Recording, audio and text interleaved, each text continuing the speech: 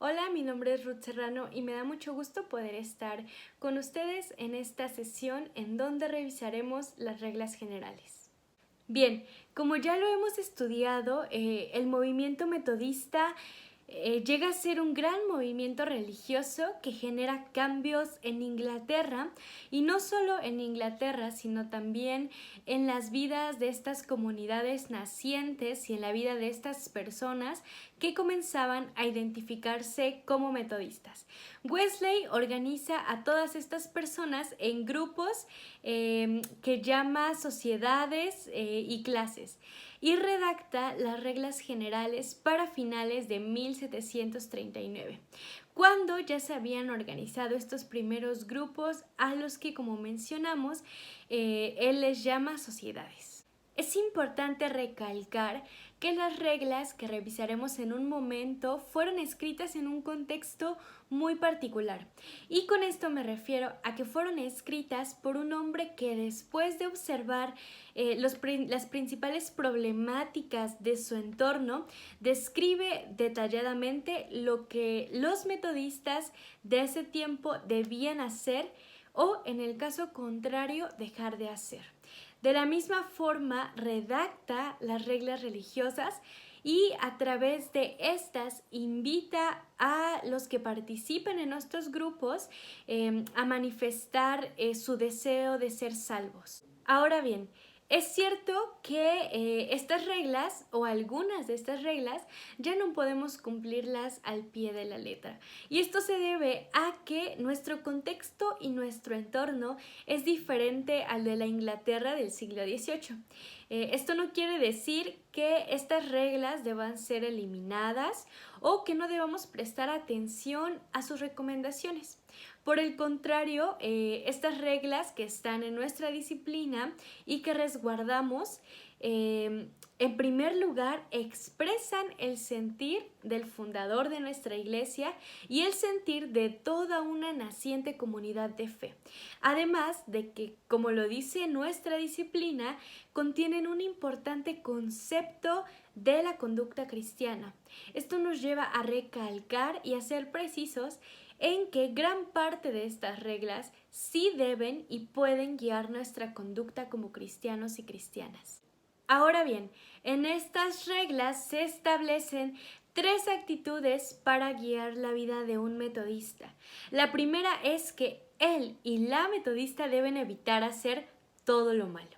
La segunda es que los metodistas y las metodistas deben procurar todo lo bueno. Y la tercera, deben fomentar su relación con Dios. Bien, ahora revisaremos de manera general cada uno de estos bloques de reglas que Wesley divide en tres. Primero tenemos las reglas positivas, después las reglas negativas y por último las reglas religiosas. Y vamos a comenzar con las reglas negativas. Wesley dejaba claro que aquellos y aquellas personas que mostraban algún deseo de pertenecer a alguno de estos grupos debían arrepentirse de sus pecados y manifestar su deseo de ser salvos y salvas.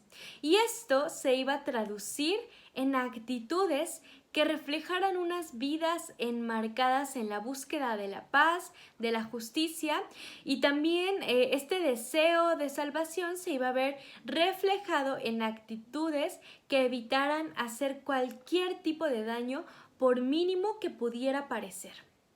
Evitando toda clase de mal, especialmente, Wesley lo dice, aquello que más se practica, tal como tomar el nombre de Dios en vano, profanar o hacer algún trabajo en el día del Señor, embriagarse, tener esclavos, ya sea comprar o venderlos, armar contiendas, robar, ataviarse con oro y vestidos lujosos, o hacer uso de las diversiones en las cuales no se pueda invocar el nombre del Señor. Acumular tesoros sobre la tierra o pedir prestado sin la posibilidad de pagar. Cabe aclarar que estos puntos vienen descritos en nuestra disciplina y en el manual de probandos con el que estamos trabajando. En cuanto a las reglas positivas, se indica que los metodistas deben hacer lo bueno, ser misericordiosos de cuanta manera les sea posible y hacer toda clase de bien, conforme tengan oportunidad, y en cuanto puedan a todas las personas sin distinción. También en estas reglas positivas, Wesley menciona que un metodista debe buscar dar de comer al hambriento, vestir al desnudo, visitar y socorrer a los enfermos y a los presos.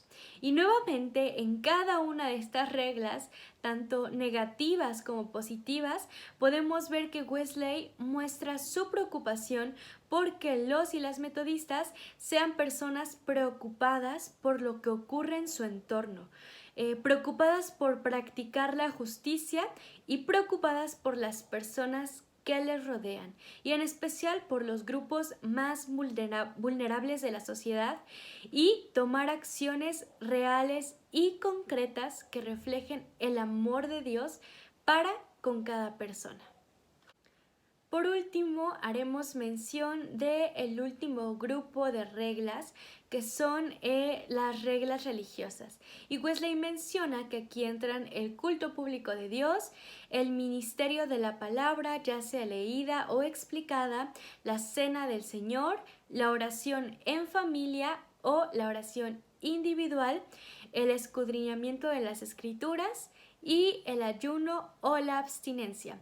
Y en estos puntos podemos ver muy claro que Wesley se preocupaba por la vida espiritual tanto individual como colectiva de esta comunidad de fe, promoviendo esta serie de puntos que alimentan y que alimentaban la fe de los creyentes y que los llevaban a generar prácticas reales en medio de su entorno y en la sociedad.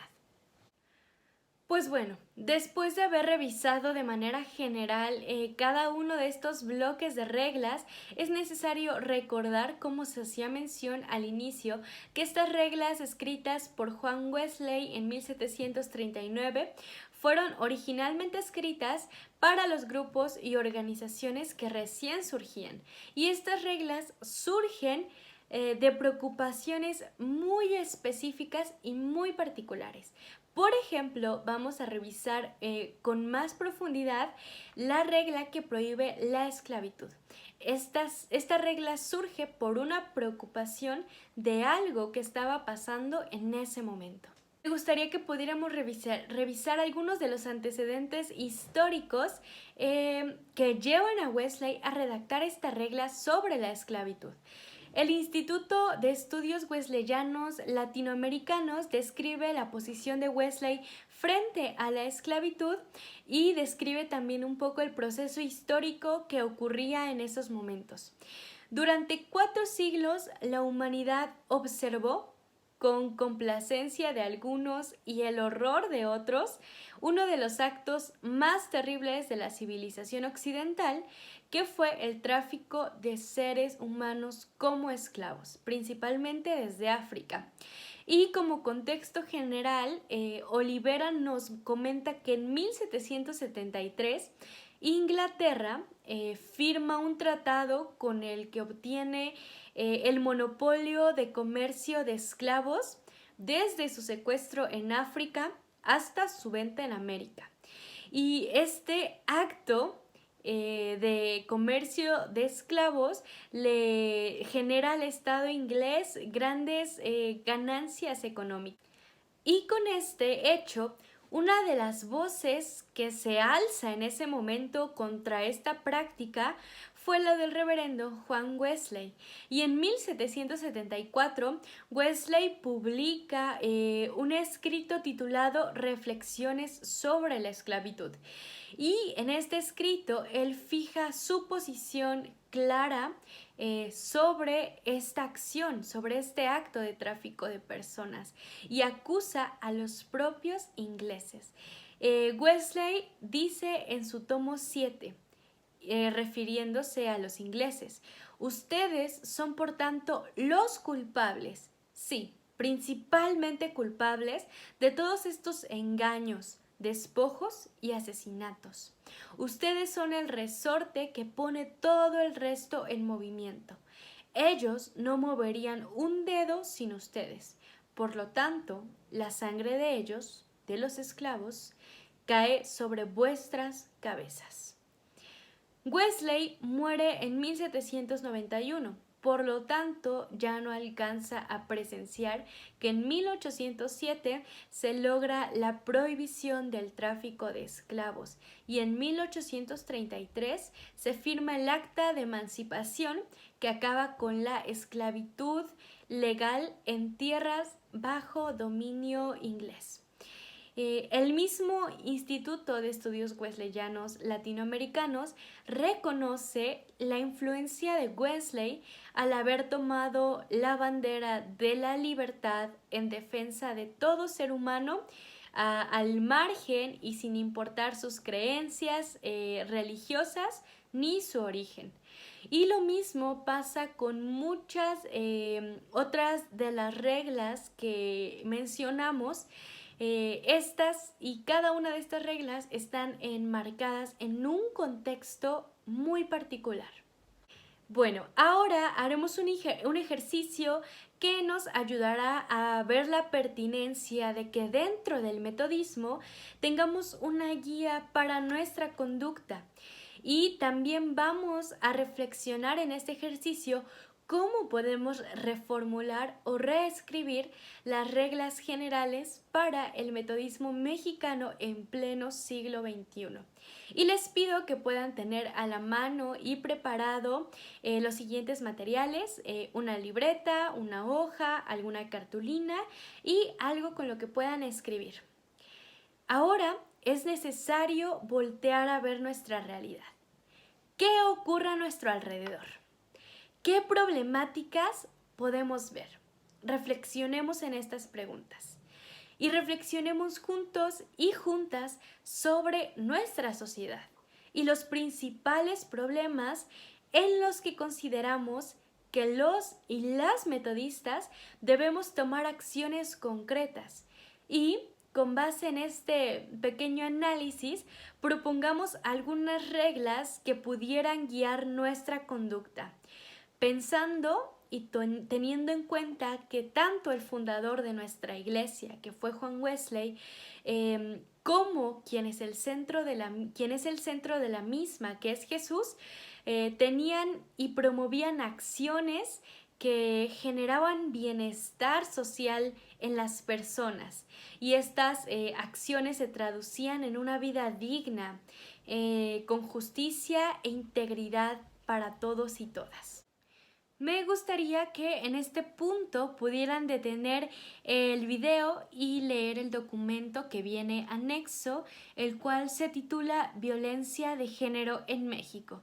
Y después de haberlo leído, es un documento muy corto, podemos regresar y continuar con la clase. Después de haber leído este pequeño artículo, podemos tener un poco más claro que la violencia de género es una realidad tangible en nuestra sociedad y con una profunda carga histórica. Esta problemática hoy sigue afectando a las mujeres en muchos de los espacios en donde nos desarrollamos, incluyendo la iglesia. Las agresiones físicas, psicológicas y sexuales son sustentadas por discursos los cuales han logrado normalizar todo lo que ahora vivimos, a tal punto de ignorar la problemática y pensar que no es necesario hacer nada al respecto.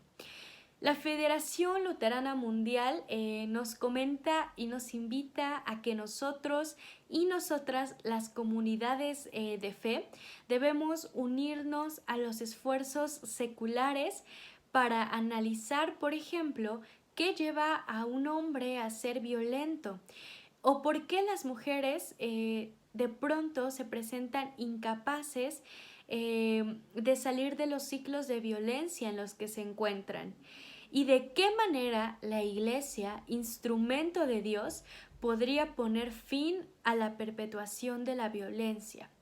En este sentido, nosotros como iglesia, como comunidades de fe, debemos promover valores que ayuden a la erradicación de la violencia en todos los sentidos. Y las bases bíblicas que podemos encontrar para sustentar esta regla son numerosas. Y, por ejemplo, este sería uno de los ejemplos de reformulación de alguna de las reglas generales. Y esta regla podría quedar redactada como: los y las metodistas debemos fomentar relaciones saludables y respetuosas que busquen la equidad entre hombres y mujeres. Bueno, entendiendo que las reglas generales que están en nuestra disciplina y las reglas que pudiéramos reformular son una guía para la conducta cristiana, otro de los problemas que no podemos dejar de tratar y de incluir en esta reformulación es el problema del medio ambiente. Y este es un tema del cual es urgente y necesario hablar y tomar cartas en el asunto. Estas responsabilidades ambientales deberían ser parte también del carácter de un cristiano o cristiana, en cuanto mayordomos de la creación. Por lo tanto, y aquí quiero citar a Leonardo Boff, un teólogo que dice que la relación con la naturaleza debe ser de mayordomía, procurando la atmósfera, la biosfera, los suelos con sus nutrientes, las aguas limpias, los aires no contaminados, las relaciones de cooperación y de respeto con la naturaleza y la convivencia pacífica entre los pueblos y los seres humanos. Ahora les invito a que ustedes puedan pensar en algunas otras reglas que serían pertinentes para nuestra realidad actual, tomando en cuenta que hay muchas problemáticas y muchas acciones que debemos de tomar en cuenta para poder responder a las realidades a la realidad que nos rodea hoy. Y además que estas reglas también puedan aplicar para nuestra comunidad de fe. Después de haber redactado cada una de estas reglas, espero que esta lección te haya servido para reconocer que el objetivo inicial de las reglas generales fue responder a las necesidades particulares de la sociedad de Inglaterra en el siglo XVIII. Eso no quiere decir que hoy no tengan completa validez o que debamos eliminarlas. Y además espero que también este estudio te haya servido para reconocer que hoy como metodistas debemos preocuparnos y responder a las realidades de nuestra sociedad y nuestra comunidad de fe. Te recuerdo que debes completar las páginas correspondientes a la lección de hoy, que son de las páginas 91 a la 95 del manual para el curso de probandos. Y espero que al finalizar tu curso puedas tener las bases para ser un metodista responsable con su entorno y con su iglesia. Que Dios te bendiga.